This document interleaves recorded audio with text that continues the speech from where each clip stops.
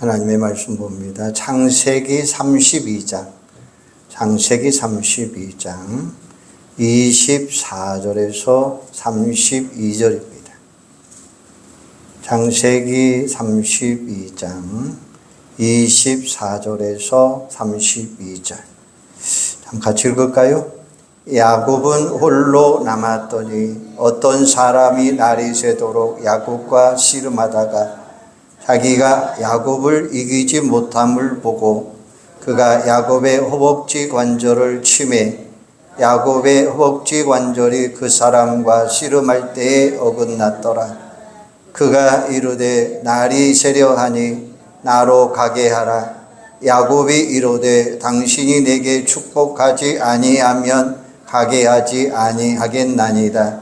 그 사람이 그에게 이르되 내 이름이 무엇이냐? 그가 이르되 야곱이니이다. 그가 이르되 내 이름을 다시는 야곱이라 부를 것이 아니요 이스라엘이라 부를 것이니 이는 내가 하나님과 및 사람과 겨루어 이겼음이니라. 야곱이 정하여 이르되 당신의 이름을 알려주소서. 그 사람이 이르되 어찌하여 내 이름을 묻느냐 하고 거기서 야곱에게 축복한지라. 그러므로 야곱이 그곳 이름을 브니엘이라 하였으니 그가 이르기를 내가 하나님과 대면하여 보았으나 내 생명이 보존되었다 함이더라. 그가 브니엘을 지날 때에 해가 돋았고 그의 허벅지 다리로 말미암아 졸었더라.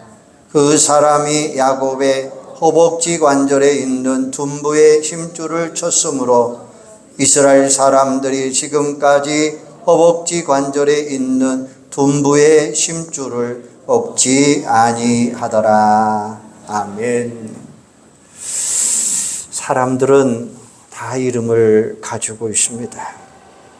그 이름은 그 사람의 존재를 나타내고 있어요. 어떤 성격인지 그리고 어떤 삶을 살아가야 하는지를 보여주고 있는 게 이름입니다. 한마디로 표현하면 그 사람의 정체성이 이름이라는 거예요. 그런 점에서 이름을 잘 지어야 됩니다. 인생이 무조건 이름대로 되는 건 아니지만 이름의 기대와 소원을 담고 있고 그 이름에 걸맞게 살다 보면 그 이름대로 될 가능성은 많이 있다는 것입니다. 그래서 흔히 많은 사람들이 자녀를 낳으면 이름을 지으려고 노력을 하고 애씁니다. 우리도 그렇지만 유대인들은 특별히 더 유별난 점을 가지고 있습니다. 그런데 이따금 성의 없이 지어져서 나중에 난처하게 살아가는 사람도 우리는 종종 볼 수가 있습니다. 오늘 본문에 나오는 야곱이 그래요. 이삭의 아내 리브가가 출산을 했는데 쌍둥이를 낳아요. 그런데 그 쌍둥이의 이름을 어떻게 짓습니까? 창세기 25장 25절에 보면 먼저 나온 자는 붉고 전신이 털옷 같아서 이름을 예서라 하였고, 그 다음에 26절에 보면 아우는 손으로 애굽의 발꿈치를 잡았으므로 그 이름을 야곱이라 하였더라. 자, 아마 아버지 이삭이 이름을 지었을 때에 별 생각 없이 지은 거예요. 먼저 나온 아이는 예서라고 했어요. 그리고 나중에 나온 아이를 야곱이라고 했습니다. 그런데요, 그 사람들에게는 각각 특징이 있어요. 먼저 나온 아이는 몸에 털이 많아서 예서라고 했어요. 털복숭이라는 이야기죠. 뒤에 나온 아이는 희한하게도 먼저 나온 아이의 발꿈치를 잡았다라고 해서 야곱이라고 지었습니다. 바로 야곱이라고 하는 이야기는 발꿈치를 잡았다라고 하는 이야기예요.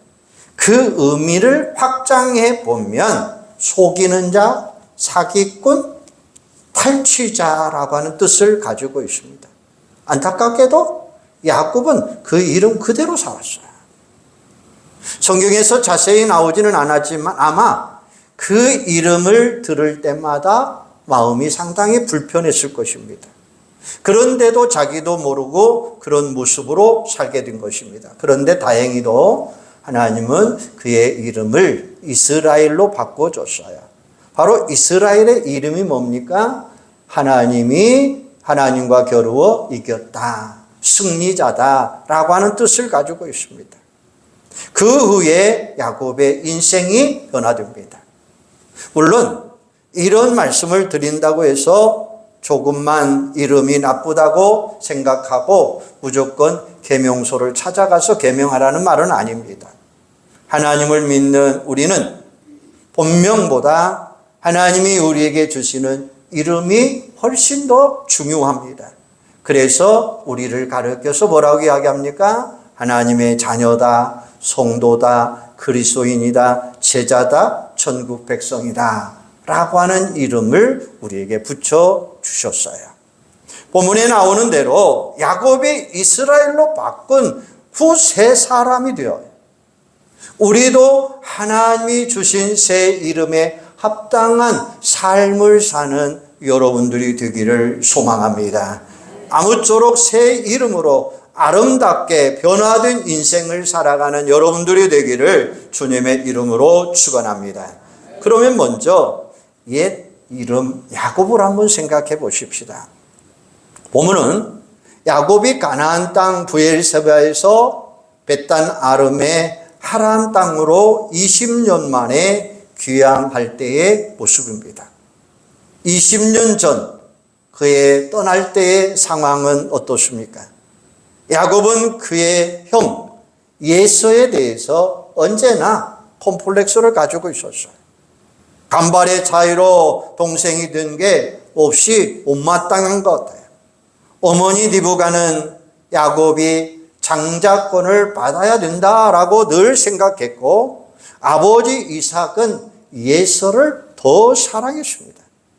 그런 가운데 야곱과 예서의 갈등이 격화가 됩니다. 처음엔 야곱에게 에서를 속여서 팥죽 한 그릇을 팔아갑니다. 그리고 삽니다. 그리고 장자권을 받죠.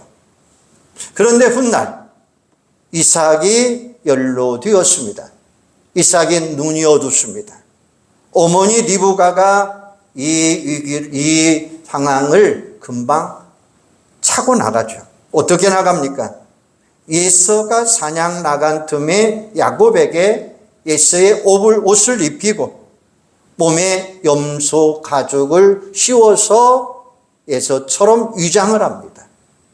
그리고 별식을 준비해서 이삭을 대적하며 축복 기도를 요청을 합니다. 이삭은 아무것도 모르고 야곱에게 마음껏 축복해 줍니다. 상황이 종료된 후에 예서가 들어왔는데 전모를 파악하고 경노하게 되죠. 이삭과 리브가를 보니까 자칫 잘못하면 형제간에 칼부름이 생기게 되었습니다. 그래서 급히 도망간 곳이 어디냐? 외가인 하란 땅으로 피신해 갑니다. 다행히 야곱이 하란으로 가면서 누구를 만납니까? 하나님을 만나죠. 그곳이 어디입니까? 베델입니다. 그 신앙 하나로 야곱은 20년 동안 고달픈 타향살이를 하게 되죠. 20년 만에 가족도 생겼습니다. 종도 생겼습니다. 가축이 많이 이루어집니다. 한마디로 말하면 부자가 된 거죠. 그 자신이 이렇게 고백합니다. 창세기 32장 10절에 보면 내가 내 지팡이만 가지고 이 요단을 건넜더니 지금은 2때나 이루어졌다. 이렇게 말씀합니다. 보통의 경우라면 금이 환영하는 것이 정상일 것입니다. 그런데 야곱은 두렵습니다. 왜냐하면 예서가 20년 전에 원한을 가지고 있었기 때문이에요. 여러분 한번 상상해 보세요. 그 두려움이 20년이라고 하는 사실이에요. 얼마나 고통을 당했을까요? 얼마나 어려움을 당했을까요? 사람이 부자가 되고 지위가 높아지면 높아질수록 더 두렵다는 거예요. 혼자 도망칠 때는 빼앗길 것도 없고 죽어도 혼자 죽으면 그만입니다. 그런데 이제는 달라졌어요. 식구도 많습니다. 재산도 많습니다. 훨씬 더 두려워질 수밖에 없다고 하는 사실이죠. 게다가 사람을 미리 보내어 에서의 마음을 풀려고 했는데 어떻게 합니까? 군사 400명을 거느리고 쫓아오는 것이죠. 그때 야곱의 심정 한번 헤아려 보세요. 창세기 32장 7절에 보면 뭐라고 이야기합니까? 야곱이 심히 두려워하였더라 이렇게 말해요. 엄청난 공포와 스트레스 속에 야곱이 있다는 사실이죠. 여러분, 이런 경우라면 어떻게 하면 좋겠습니까? 당연히 하나님 앞에 나아가 기도하고 마땅히 하나님 앞에 구하는 것이 정상이겠죠. 물론 야곱이 기도 안 한 것은 아닙니다. 중요한 것은 그 마음의 자세라고 하는 사실이에요. 전적으로 하나님 의지하고 하나님을 붙들고 하나님께 맡겨야 되는데 야곱은 그렇게 하지 않았습니다. 하나님께 맡긴 게 아니라 자신의 꾀로 무엇인가를 해결하려고 하는데 문제가 있다는 사실이에요. 이게 야곱 그대로, 옛 이름 그대로 살아가고 있는 모습이라고 하는 사실이에요. 그는 두려운 나머지 작전을 짭니다. 꼼수를 부립니다. 맨 앞에는 에서에게 바칠 선물을 보냅니다. 정확하게 말하면 이건 선물이 아니라 뇌물입니다. 많게 보이려고 가축을 한 떼, 두 떼, 세 떼, 네 떼 나누잖아요. 그 뒤로 가족을 보냅니다. 그리고 아내 12 아들들을 보냅니다. 그리고 약복강 나루에 있습니다. 한마디로 말하면 야구 이야기로 히트앤런을 쏜 거예요. 에서가 공격해 오면 자기는 뒤편에서 어떻게 하겠다는 거예요? 혼자 도망치겠다는 거죠. 신앙적으로 말하면 잔머리 굴리고 있는 거죠. 결국 어두운 밤이 됩니다. 홀로 있습니다. 캄캄한 밤입니다. 고독의 밤입니다. 여러분, 야곱의 신앙 상태에 대해 여러분 어떻게 평가하고 싶습니까? 그는 아직 자기 중심적입니다. 기도는 건성입니다. 자신이 이런 상황이고 이렇게 할 때니 하나님 나를 도와주세요 라고 하는 그것밖에 없습니다. 이게 도대체 뭔가요? 내가 주인인가 누가 종인가 알 수 없는 상황입니다. 자신이 주인 노릇하고 있는 겁니다. 하나님을 자신이 사고친 것으로 뒷수습하는, 하나님은 뒷수습하는 119 구조대원에 불과한 격입니다. 이게 야곱의 신앙의 자세였습니다. 영적인 것이 아니라 육체적인 모습입니다. 사실 야곱에게 자꾸 어려운 일들이 생깁니다. 하나님은 우리 마음 속에서 더 나아가 우리 인생 가운데 주인 되기를 우리 하나님은 원하십니다. 다시 말하면 하나님의 주권을 존중하는 신앙인으로 참 신앙으로 인정받기를 원하고 있다는 사실이에요. 그럴 때 비로소 하나님의 놀라운 승리의 역사가 이루어질 줄로 믿습니다. 그런데 야곱은 그 수준이 아니에요. 여러분 기억해 보세요. 참 신앙은 하나님을 나의 주인으로 모시고 살아가는 사람이 참 신앙인이에요. 주님이 라오디아 교회에 주신 편지를 한번 보세요. 요한계시록 3장 20절에 보면 볼지어다 내가 문 밖에 서서 두드리노니 누구든지 내 음성을 듣고 문을 열면 내가 그에게로 들어가 그와 더불어 먹고 그는 나와 더불어 먹으리라 이렇게 말씀해요. 이 말씀을 흔히 처음 예수를 영접했을 때에 사용하는 말이죠. 본래는 이미 믿고 있는 성도들에게 주신 말씀입니다. 예수님을 주인 삼으라 라는 말씀이에요. 예수님을 문 밖에 세워두는 것처럼 무시한 채 자기 멋대로 살면 안 됩니다 라고 하는 말이에요. 그런데 라오디아 교회를 그 모습을 보면서 예수님은 책망하신 거예요. 안타깝게도 많은 성도들이 신앙생활하면서 세월이 오래 흘렸는데도 여전히 스스로 하나님이 주인이 아니라 내가 스스로 주인 되어 살아가는 거예요. 그래봤자 죄생각, 육신의 욕망을 따라가고 있다는 말입니다. 그러니까 좌충우돌하고 인생이 흔들리고 불필요한 고난을 당하게 되는 거예요. 사랑하는 여러분, 기억하시기를 바랍니다.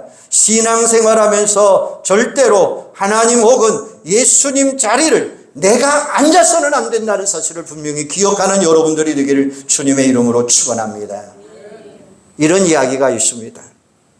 지난 독립기념관에 어르신들이 단체로 관람을 갔습니다.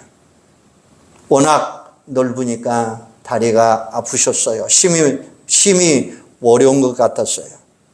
일행 중 한 분이 다리가 너무나 아프니까 김구 선생님이 앉은 자리를 앉게 됩니다. 관리인이 보고 깜짝 놀랐습니다. 어르신, 거기에서 앉으면 안 됩니다. 어서 나오십시오 라고 이야기합니다. 그러니까 그 어르신이 하는 말 되게 딱딱거리네. 주인 양반 오면 그 자리 물려주면 되지 않느냐라고 이야기합니다. 웃음의 소리 같지만 이 이야기 속에 깊은 것이 담겨져 있어요. 내 마음 한가운데 혹은 내 인생 가운데 주인이 누구냐라고 하는 사실입니다. 오늘 여러분의 주인은 하나님이 되시는 줄로 믿으시기를 바랍니다.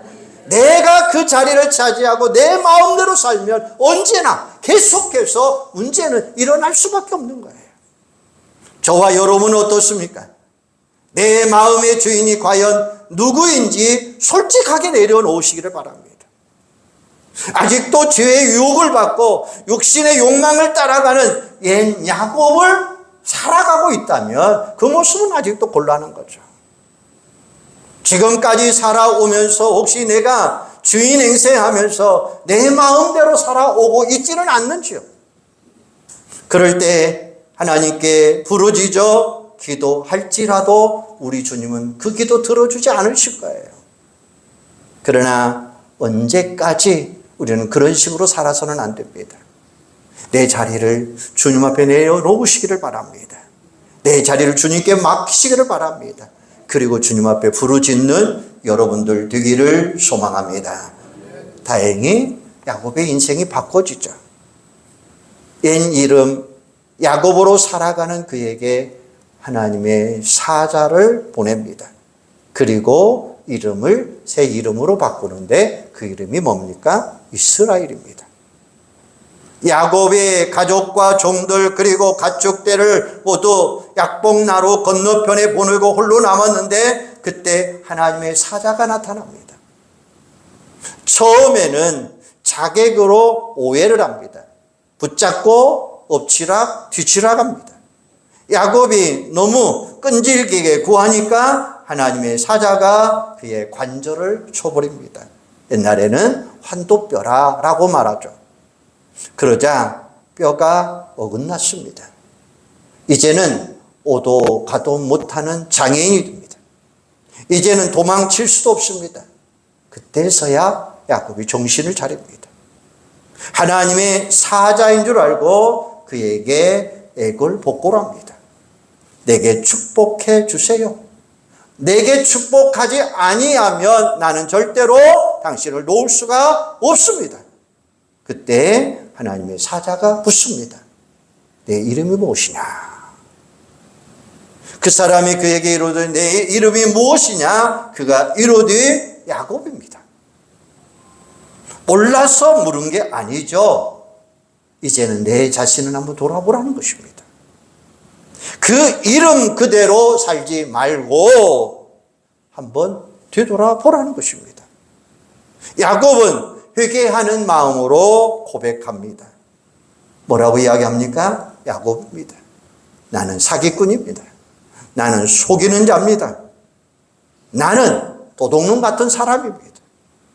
그때 하나님의 사자가 그의 이름을 바꿔주는데 28절에 보면 그가 이르되 내 이름을 다시는 야곱이라 부를 것이 아니요 이스라엘이라 부를 것이니 이는 내가 하나님과 및 사람들과 겨루어 이겼습니다. 할렐루야.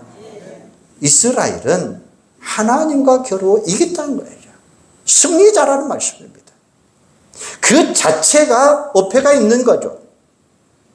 감히 누가 하나님과 겨루어 이길 수 있습니까? 그가 회개하고 애걸복걸하니까 하나님이 그에게 축복해 주시잖아요. 하나님 앞에서는 회개함으로 하나님의 축복을 받는 게 승리라고 하는 사실이에요. 어쨌든 이렇게 해서 야곱은 새 이름 이스라엘로 바꾸어집니다. 여러분 그 후에 야곱이 어떻게 됩니까? 인간적으로 보면 큰 상황에 빠집니다. 장애인이 됩니다. 도망갈 수가 없습니다. 꼼짝 못합니다. 에서에게 붙잡힐 수밖에 없습니다. 에서를 통해서 이제는 죽을 수밖에 없는 상황이 됩니다. 하지만 누가 책임져 주십니까? 이때부터 하나님이 야곱을 책임져 주십니다. 그래서 야곱이 하나님의 사자를 만난 후에 너무나 기뻐서 이야기한 것이 뭡니까? 그곳 이름을 브니엘이라 라고 바꿔줘요. 브니엘이라고 하는 말이 무슨 말입니까? 하나님의 얼굴이라는 거예요. 야곱이 이런 고백을 합니다. 내가 하나님 만났습니다. 이제는 하나님이 나와 함께 하세요.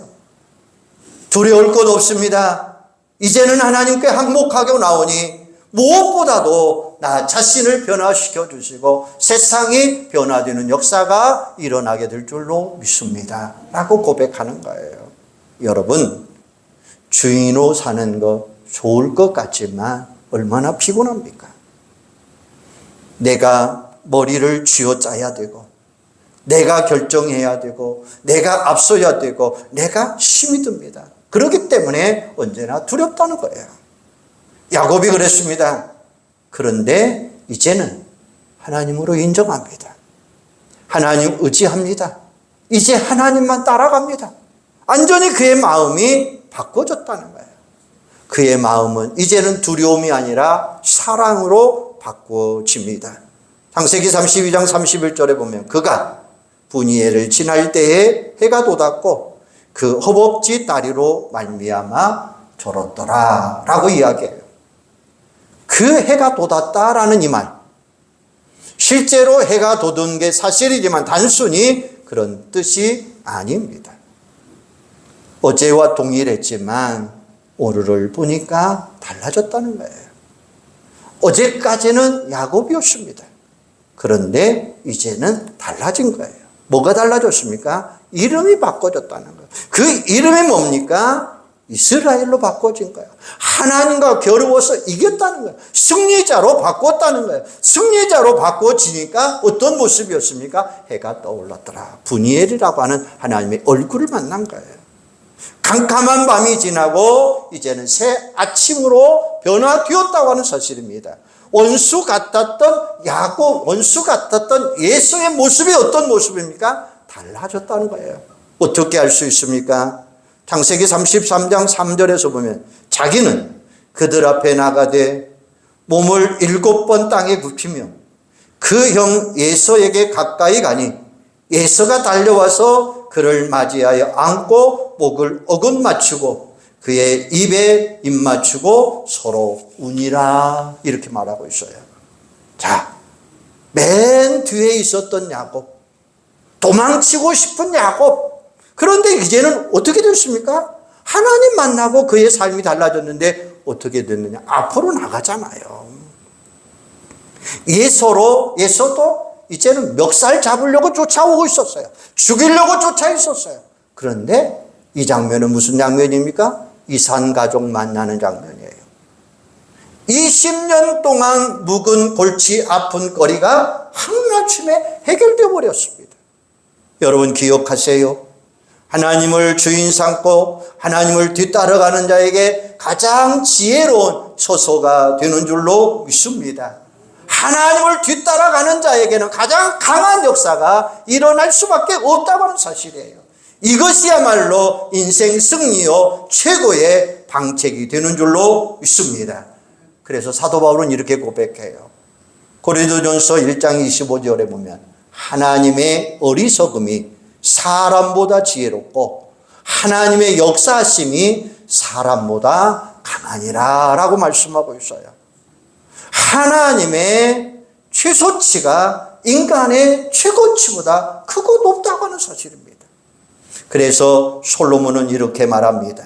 잠언 3장 5절에 보면 너는 마음을 다하여 여호와를 신뢰하고 내 명철을 의지하지 말라.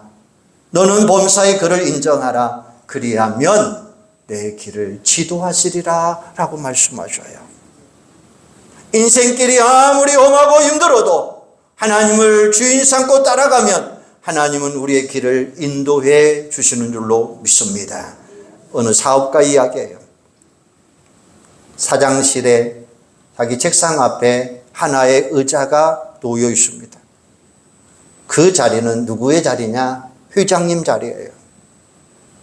그 회장님이 누구냐? 하 회장이에요. 하나님이 자기 회장인 거예요. 나는 그 밑에 있는 사장이에요. 사원도 애로사항이 있지만 사업주도 책임감이 있습니다. 사원에게는 월급날이 빨리 안 오지만 사업주에게는 월급날이 왜 이렇게 빨리 옵니까? 그런데 하나님을 회장으로 모시고 여쭈어 보면서 회사를 경영하니까 아주 편하더라는 거예요. 그랬더니 실적도 높아지고 회사가 하루하루 부흥하는 역사도 일어나더라는 거예요. 그렇습니다. 우리가 어디서 무엇을 하든지 어느 위치에든지 누구를 모시고 살아가야 된다고요? 하나님 모시고 살아가시기를 바랍니다. 왜요? 하나님이 책임져 주시기 때문입니다. 시편 128편 1절에 보면 여호와를 경유하며 그의 길을 걷는 자마다 복이 있도다. 내가 내 손이 수고한 대로 먹을 것이라. 내가 복되고 형통하리라. 하나님을 주인 삼고 따라가는 그 자, 말씀대로 따라가야 된다고 하는 사실입니다. 말씀이 하나님의 집이 되는 사실이에요. 말씀을 올바른 인생길을 알고 따라가면 하나님은 도와주시고 우리에게 복을 주시고 형통케 하시는 역사가 일어난다고 하는 사실입니다. 그래서 시편 119편 165절에 보면 주의 법을 사랑하는 자에게는 큰 평안이 있으니 그들에게 장애물이 없으리로다 라고 말씀하고 있어요. 주의 법, 하나님의 말씀을 가까이 하며 그 뜻대로 살아가는 자에게는 하나님의 큰 평안의 역사가 일어난다는 것입니다. 그리고 장애물이 없습니다. 그런가 하면 말씀대로 살아가는 장애물이 우리들 앞에 제거될 수밖에 없다고 하는 사실입니다. 험한 세상길 아무리 말씀대로 살아간다 하더라도 우리에게 장애물이 없습니까? 장애물 없다는 것이 아닙니다. 배를 타고 강을 따라 가고 있다고 한번 가정해 보십시다. 중간에 암초가 나타납니다. 지나가면 지나갈수록 계속해서 그 암초는 나타날 수밖에 없습니다. 어떻게 제거하며 따라갈 수 있을까요? 그렇다면 어떻게 하면 좋을까요? 강물이 불어나서 암초보다 강물의 수위가 훨씬 높아지면 우리는 암초를 쉽게 그 위로 나갈 수 있다고 하는 말씀이에요. 이와 같이 말씀을 따라가면 성령 충만하면 우리는 장애물을 넘어갈 수 있다는 말씀입니다. 그러니까 결과적으로 장애물이 없는 게 아닙니다. 그러나 말씀을 사랑하고 그 뜻대로 살아가면 하나님은 우리에게 축복의 대로가 활짝 열리도록 인도해 주시겠다라고 말씀하고 있는 것입니다. 사랑하는 여러분, 찰스 콜슨 그는 미국 니슨 대통령이 최측근으로 특별 보좌관으로 세운 사람입니다. 그러던 중에 닉슨의 재선을 위해 벌린 정치 공작인 워터게이트 사건에 연루되면서 그가 감옥에 갇히게 됩니다. 한순간에 권력의 최고의 정점에서 바닥으로 추락하게 됩니다. 모든 것을 잃어버립니다. 그리고 그는 감옥에서 그의 친구인 루이스를 통해서 예수 그리스도를 믿게 됩니다. 그의 책에 보면 이런 이야기가 있습니다. 나는 누구인가? 나는 정말 하나님을 믿고 하나님을 살아계신가? 여러 가지 질문을 자기 자신에게 던져봅니다. 곧 그에게 성령의 역사가 일어나게 됩니다. 오늘 하나님이 야곱에게 물었던 것처럼 내 이름이 누구냐? 내 이름이 무엇이냐? 그는 순간 하나님 앞에 나는 죄인입니다. 나는 죽을 수밖에 없는 자입니다. 나는 세상에서 가장 흉악한 죄인입니다. 그럴 때에 하나님이 야곱을 이스라엘로 바꿔주신 것처럼 그의 삶이 바꿔지게 됩니다. 그의 변화의 책이 뭐냐? 거듭나기라고 하는 책인데 우리말로 번역되면서 백악관에서 감옥까지라고 하는 책입니다. 그는 추록교회 교도소 선교회를 성립하게 되고 교도소 선교를 통해서 세계로 복음을 전하는 그의 삶이 됩니다. 그는 후일 종교의 노벨상으로 불리는 템플턴상을 수상하게 됩니다. 무엇보다도 그는 과거 권력 정점에 있어도 결국 그의 행복이 없었습니다. 그러나 그가 예수 그리스도를 발견한 후고 그가 예수 그리스도 안에 있을 때에 인생의 최고봉은 바로 여기다. 이게 행복이다 라고 하는 사실을 발견했다는 것입니다. 바로 하나님을 내 주인으로 모실 때에 이런 역사가 일어나게 되는 거예요. 사랑하는 여러분, 하나님은 야곱에게 내 이름이 뭐냐고 물으신 것처럼 오늘 우리에게도 똑같이 질문하십니다. 나는 죄인입니다. 야곱처럼 내가 주인 되어 내 마음대로 살았습니다.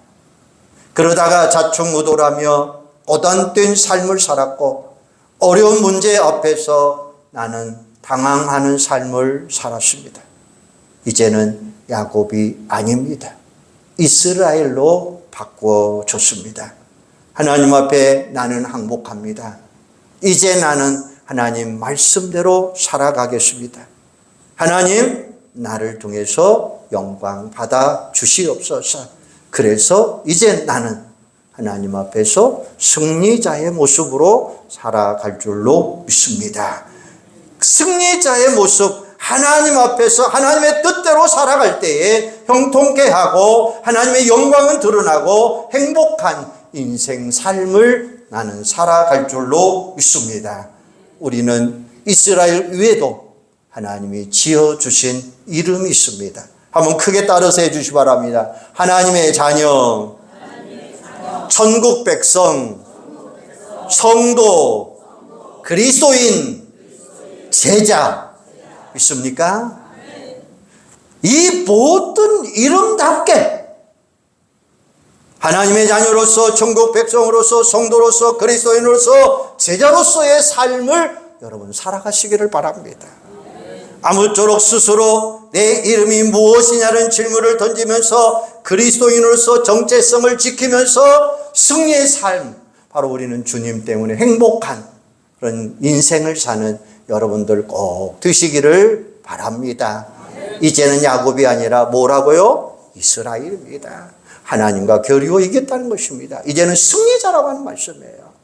나는 하나님 때문에 승리자가 되었습니다. 나는 하나님 때문에 행복한 사람이 되었습니다. 나는 하나님 때문에 인생에 걸림돌이 없는 줄로 믿습니다. 확신 가지고 살아가시기를 바랍니다.